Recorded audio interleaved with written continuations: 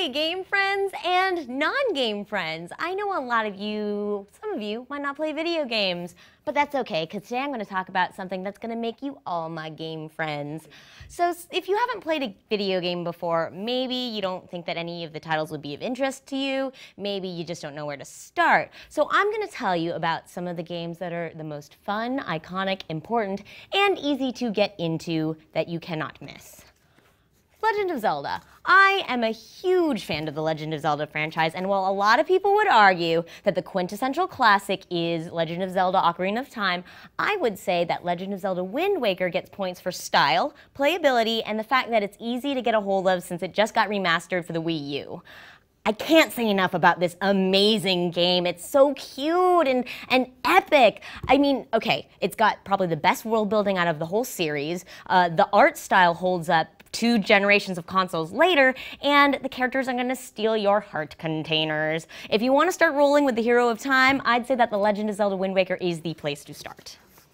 For puzzle games, Portal takes the cake.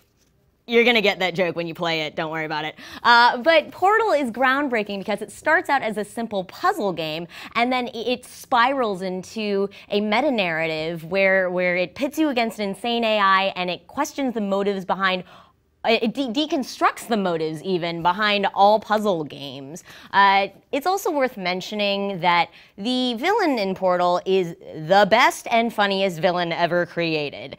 And she's female, so is the protagonist. I may have written a whole thesis about the feminist motifs in Portal in college. Good game, play it. Who would have guessed that a point-and-click game on iPad that's based on a comic book would be the best game of 2012. If you like gripping stories or choose-your-own-adventure books, then I would say that Telltale games The Walking Dead is the game for you. Walking Dead and Telltale games are known for its branching dialogue trees. That means that any of the things you say to characters or decisions you make in the game will drastically affect the outcome of the plot. That means that if you say the wrong thing at the wrong time to somebody, that character dies, and you've been growing to love them the entire game.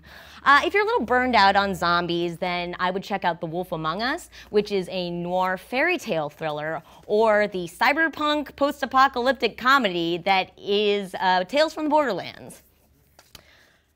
Finally, the game that all of us gamers can point to and scream frothing at the mouth, video games are art, The Last of Us.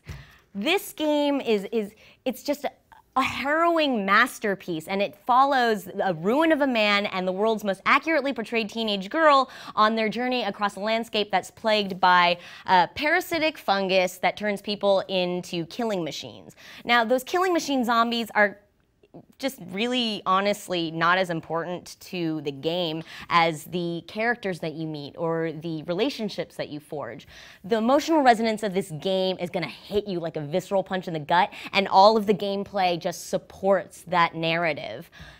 It's not going to be fun to play, I'm going to be honest with you. It's heartbreaking, and the story's going to break you and make you question things, but if you can play any of the games on this list, I would play this one.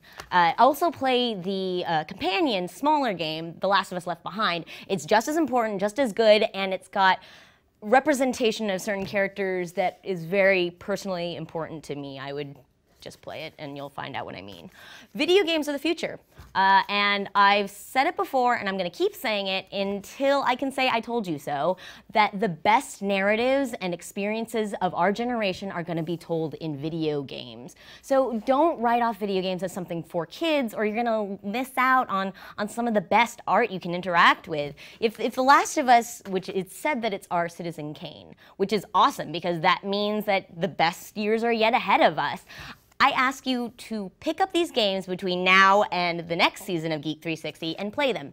If none of them seemed like they would interest you, then tweet at me at Samurai Erica with some of your interests, and I will tailor-make a suggestion for you.